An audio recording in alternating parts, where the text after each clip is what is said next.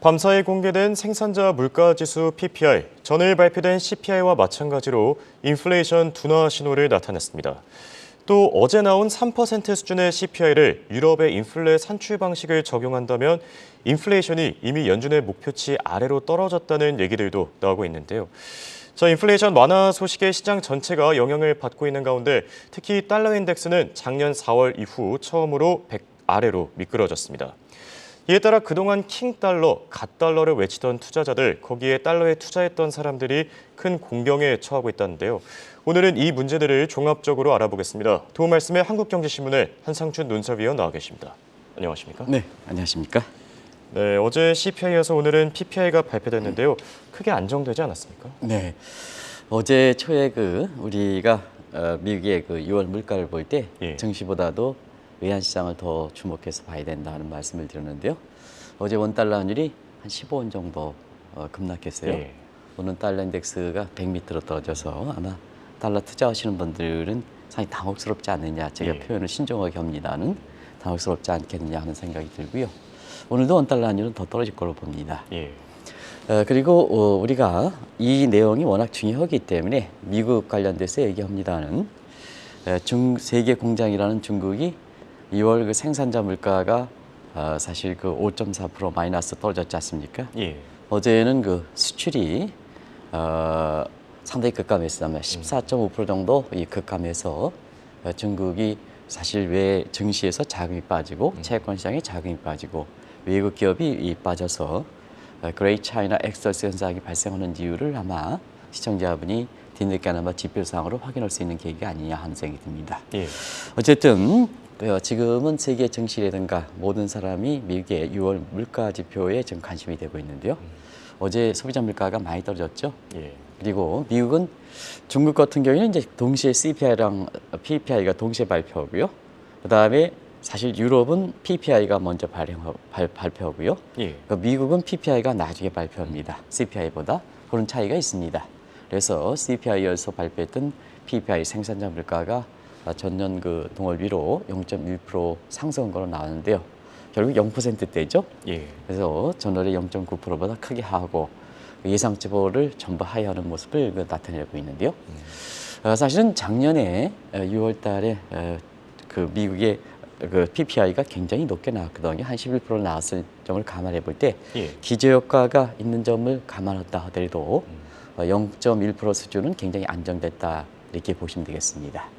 그리고 지금 PPI가 CPI의 선행지표 이제 감안해 볼 때 지금 미국의 6월 사실 소비자 물가 상승률이 3% 나왔습니다는 이제 7월 CPI가 2%대로 우리가 진입하는 것이 아니냐 이렇게 보고 있습니다. 자막이 좀 1.1%로 이렇게 11%로 제 원화로 이렇게 원화로 보내주렸는데요. 1.1%로 나온 것 같아요. 제가 원화로 보고 다시 한번 보겠습니다. 알겠습니다. 11%로 이렇게 되는데요. 1.1%로 자막이 잘못 나갔음을 시청자 여러분께 양해를 구해드리겠습니다. 그래서 작년에 베이스가 상당히 높아졌기 때문에 이번은 생산자 물가가 낮아집니다. 낮아진데 0.1%는 너무 많이 안정됐다 이렇게 볼 수 있습니다. 맞습니다. 그런 평가를 내릴 수 있지 않나 생각합니다. 또 오늘은 미국의 인플레와 관련된 통계 정확하다고 소문나 있는 미국의 인플레 관련된 조작 문제가 나왔습니다.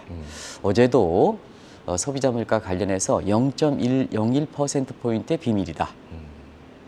이렇게 해서 이 문제를 얘기해서 시청자분한테 상당히 호응을 많이 얻었습니다는 사실은 오늘 이렇게 6월에 미국의 CPI 내지는 근원 CPI 관련해서 만약에 유럽식으로 적용했다면 미국의 물가가 어떻게 됐을까 하는 측면에 논란이 됐었거든요.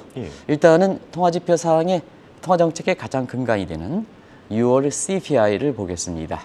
근원 물가죠. 이게 시청자 여러분 어제 4.8% 나왔는데요. 유럽식으로 적용할 때는 2.3%뿐이 안 나옵니다. 인플레 타겟팅 수준에 이렇게 도달한 수준이죠.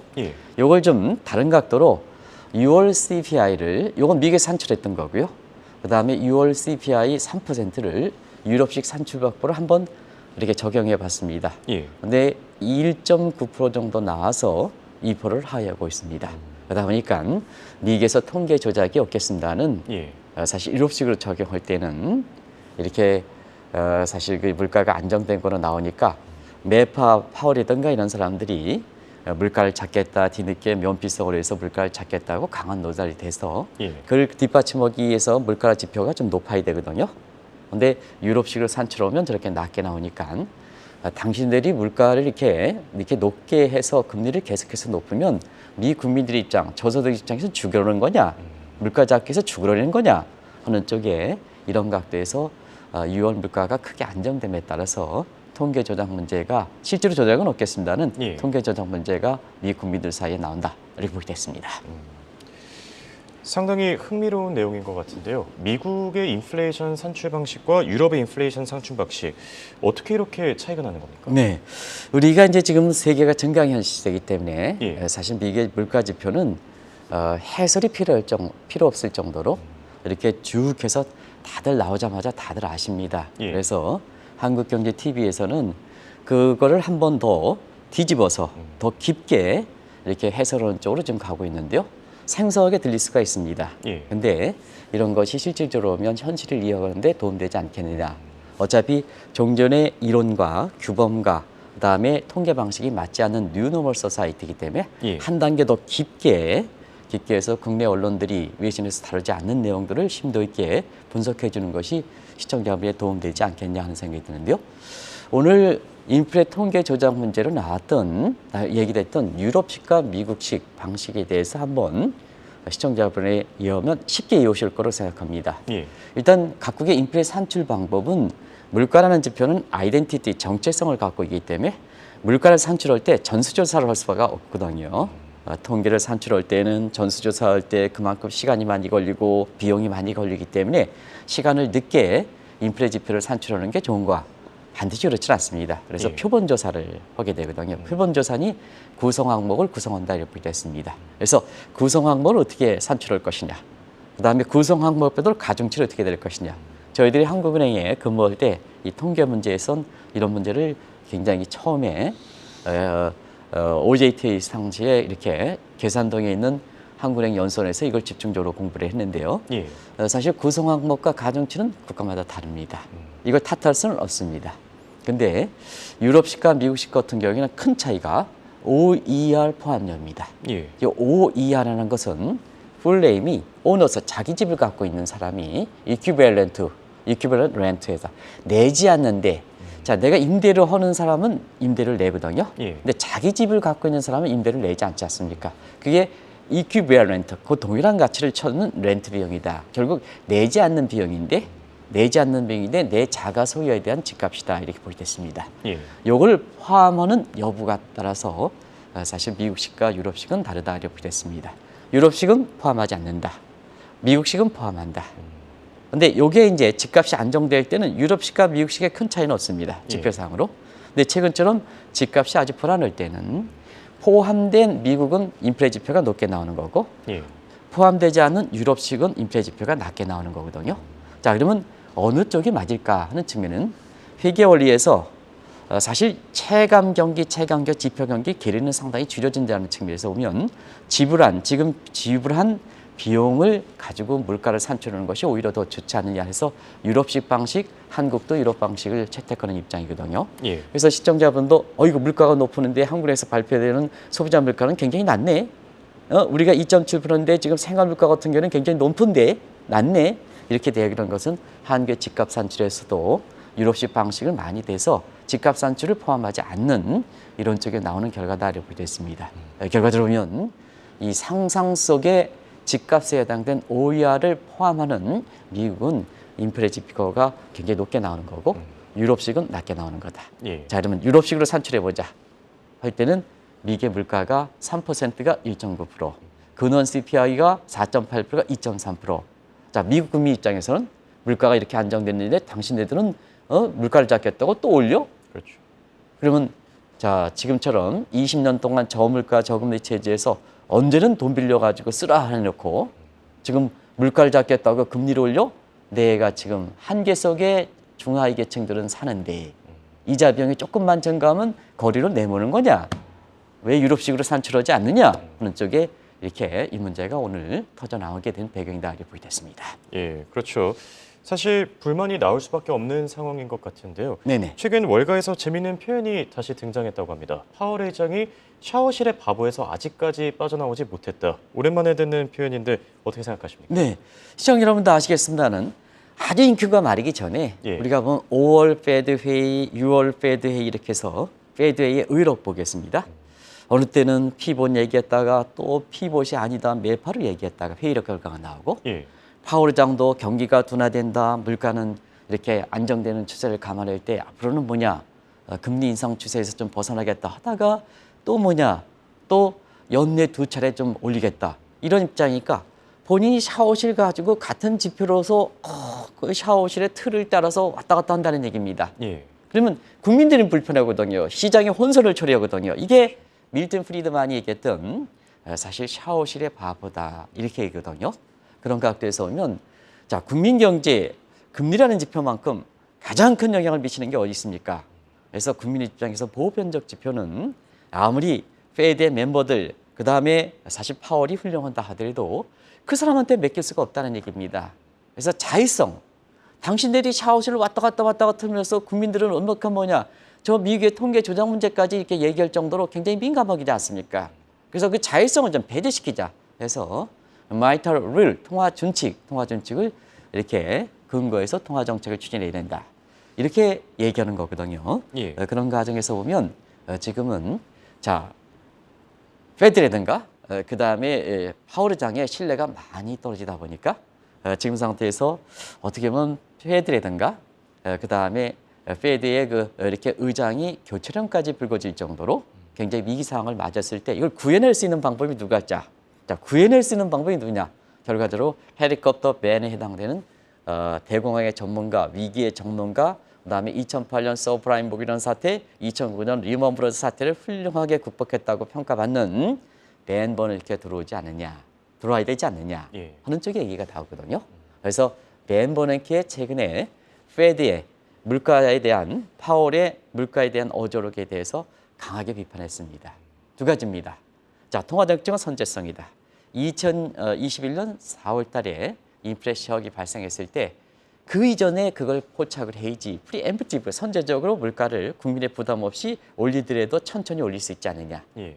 근데 그때 당시에 기억이 생생하겠습니다는 지금 인플레가 키웠지 않습니까? 왜냐? 물가가 일시적이다. 또 느닷없이 기간 중에 평균 물가제를 도입해서 지금 물가가 올라가는 거는 추후를 봐야 된다. 평균 물가제를 도입해가지고 느긋한 입장을 취했거든요. 예. 근데 그 이후에 뭐냐?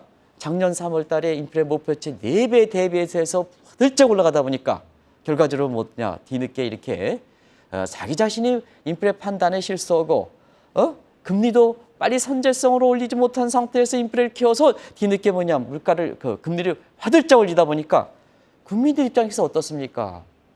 당신네들이 샤워실을 조정하는 것 때문에 국민들은 뭐냐 이렇게 피해를 받지 않느냐 하는 측면에서 사실 위기 극복의 전문가라 이렇게 얘기하는 버냉키 의장까지도 다시 페드 의장으로 들어와야 된다, 모셔야 된다 이런 표현을 쓰고 있습니다. 그래서 지금은 어찌됐든 어떤 방식이든 간에 6월 그 인플레 지표를 계기로 해서 이제 안정됐다는 얘기입니다.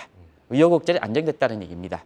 그래서 파월과 연준을 향해서 자 연내 2차례 인상 또 뭐 물가를 잡겠다고 뭐 금리 2차례 인상 가능성 열어놔 이런 식으로 얘기하지 말고 경기가 중요하다. 예. 소득만 내 소득만 되면 물가가 올라가더라도 그거 충분히 감당할 수 있다. 내 주머니 사정만 괜찮으면 자 물가가 올라가도 괜찮다. 예.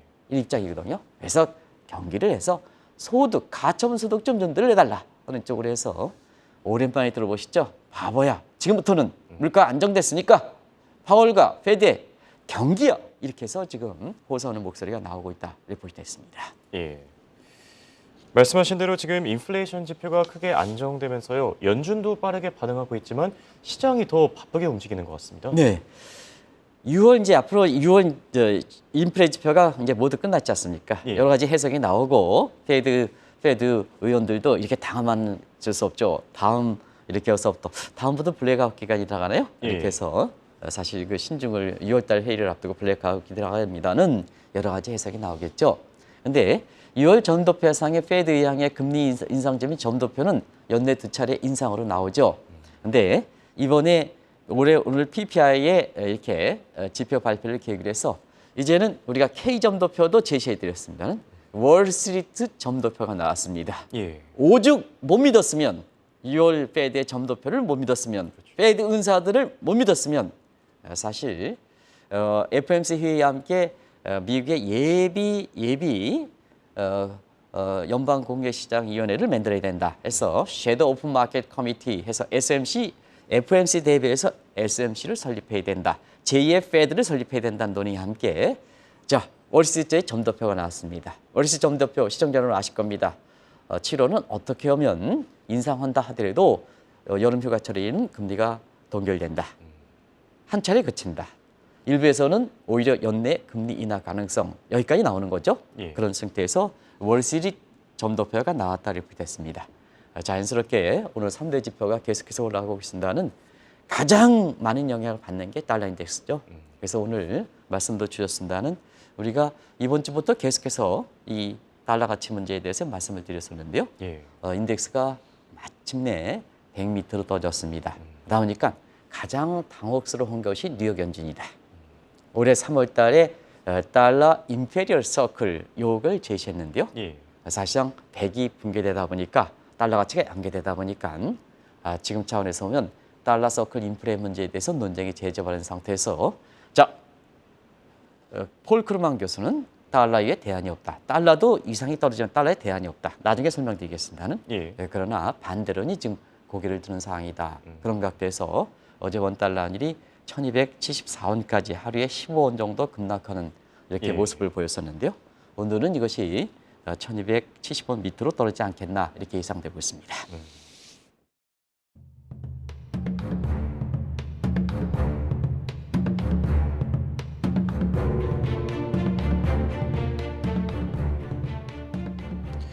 네, 방금 전에 오랜만에 달러 임페리얼 서클 문제를 말씀해 주셨는데요.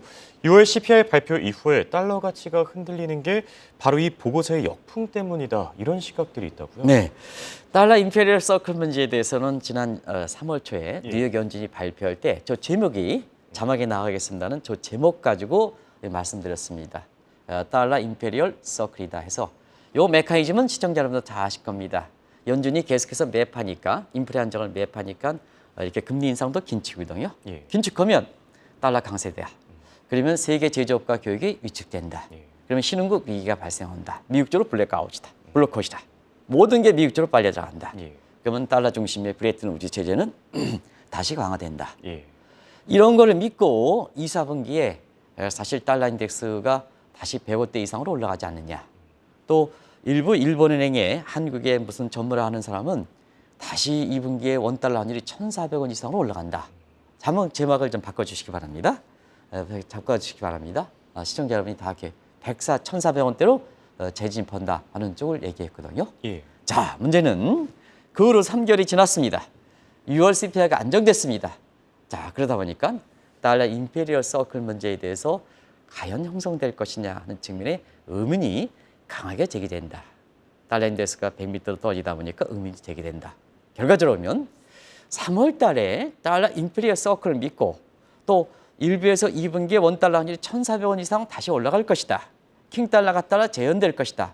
하는 측면이 달러 임페리얼 서클에 대해서 뉴욕 연준이 내다봤으니까 결과적으로 보면 그 기대 믿고 달러 포지션을 쥐었던 사람들의 모습이었거든요. 그런데 예. 자 6월 소비자 물가가 이렇게 미국이 안정되다 보니까 결국 달러 임페리얼을 믿고 있는 사람들 같은 경우는 역풍이 불어서 지금 달러 투자하는데 굉장히 곤욕을 받고 있다. 이렇게 보시면 되겠습니다. 네. 하지만 최근 시장을 보면요, 이 달러 임페리얼 서클이 형성되기보다는 오히려 달러 중심의 브레튼 우즈 체제가 또 한 차례 홍역을 치를 것 같은데 어떻게 생각하십니까? 네, 달러 임페리얼 서클이 형성의 의문이 제기되다 보니까 자연스럽게 각국들의 탈달러 올려 탈달러 움직임이 굉장히 부각될 수밖에 없죠. 그런 과정에서 위안화 임페리얼 서클이다 이런 얘기가 나오. 그건 뭐 힘든 얘기입니다는 나중에 말씀드리겠습니다는. 예. 결국 각국들의 탈달러 움직임이 경제 다극화와 함께 통화에서 다극화에 해당되는 탈달러 움직임이 가속되지 않겠나 이렇게 보고 있습니다. 자, 이걸 체험적으로 느끼는 것이 결제 통화의 어떤 송출 방식이거든요. 그래서 지금까지 이렇게 보면 달러 중심의 스위프트망이 지금 많이 약화되고 있습니다. 예. 그래서 한편으로는 취입스 같은 위안화 결제망이라든가 아니면 루브라 결제망 같은 이런 쪽에서 한국도 원화 결제망이 좀 만들어야 되지 않느냐. 세계 경제에서 보면 한국도 뭐 하드코어 측면에서 세계 10위다 조금 탈락되긴 했지만 이 정도 위치가 된 상태에서 원화의 국제화도 좀 빨리 올려주고 그래야지 우리 경제 독립성과 안정성 좀 더 올려주고 미국이라든가 대외에 항상 문제가 될 때 흔들리는 이렇게 해서 사실 이런 것을 좀 극복할 수 있어요. 그게 경제 독립성과 안정성 문제고 그 위상이 원화 국제에서 원화 위상을 증대시키고 원화의 결제망의 비중을 높이는 거거든요.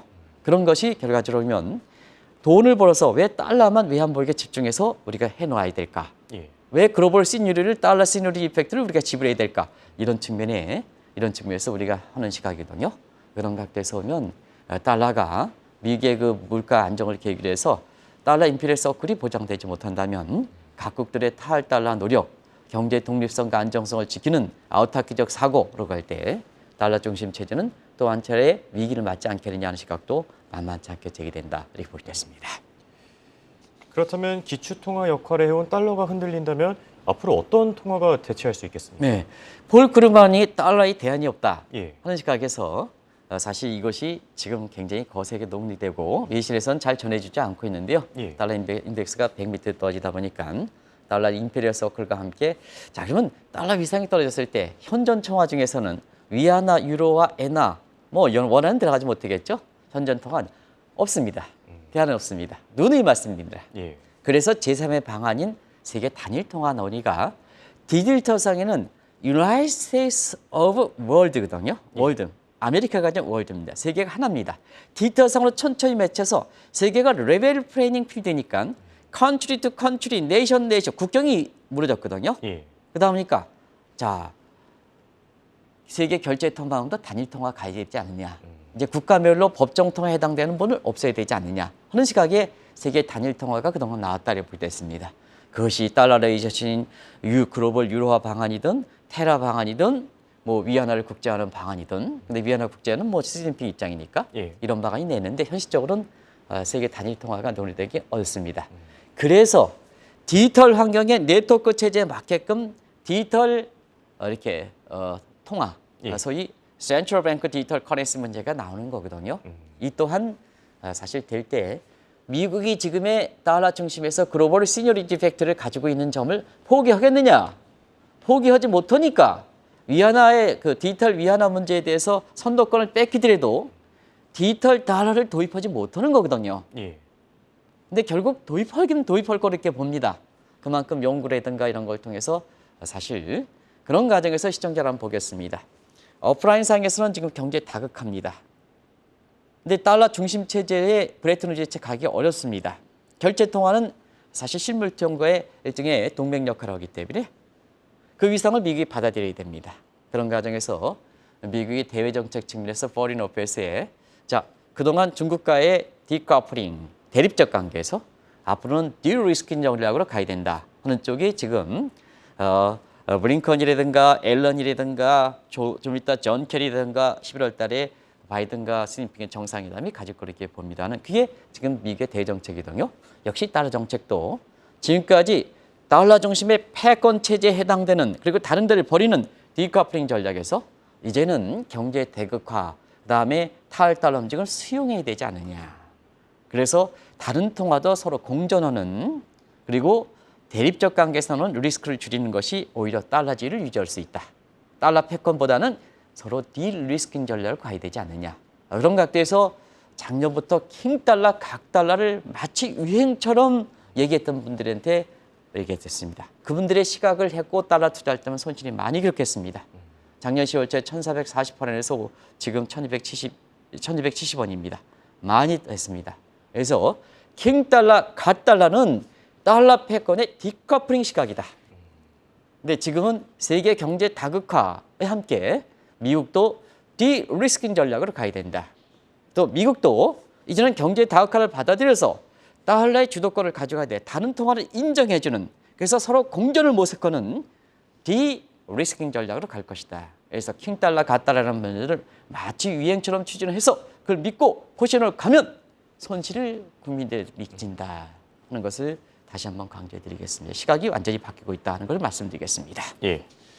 그럼 결론을 맺어보겠습니다. 달러에 투자했던 분들 참 당혹스러울 것 같은데 어떤 해법이 있을지, 또 앞으로 원달러 환율은 어떤 움직임 나타내겠습니까? 네, 사실은 올해 하반기에 원달러 환율 시각에 대해서는 그래서 두 가지 시각이 있는 것 같아요. 여전히 뭐 1,500원 이상. 예. 그다음에 1,200원대가 이게 이제 1,200원 밑으로 가면 1,100원대죠. 1,100원대를 가지지 않겠느냐. 오늘 환율이 1,260원대가 한다면 시청자 여러분 이제는 어디를 믿으시겠습니까? 2분기 때에는 1,500원 선에 대해서 킹달러, 갓달러 시각에서 달러를 떨어지면서 하시는 분이 있는데요. 자, 지금 그 위로 3개월이 지났습니다. 미개 물가가 안정됐습니다. 물론 기저가를 생각할 때는 7월 달 조금 올라갈 수도 있습니다. 근데 사실 물가가 어찌됐든 안정되는 상태에서는 자, 3개월이 지났습니다. 하반기는 어떻게 되겠습니까? 지금 원달러 환율이 1,270원으로 더 떨어졌습니다. 아마 시청자 여러분도 이제는 사실 우리나라의 원달러 환율이 1,500원 이상 올라갈 것이다. 킹달러, 갓달러가 재현될 것이다. 이런 문제에 대해서는 상당 부분 이제는 당신도 아시지 않겠느냐. 그러면 외화 포지션을 치면 된다. 예. 그 문제는 나중에 좀 말씀드리고 하겠습니다. 시간이 다 돼서 예. 여기서 끝내도록 하겠습니다. 알겠습니다. 이렇게 오늘은 달러 인덱스를 주제로 얘기 나눠봤습니다. 지금까지 도움 말씀에 한국경제신문의 한상춘 논설위원이었습니다. 대단히 고맙습니다. 네, 고맙습니다.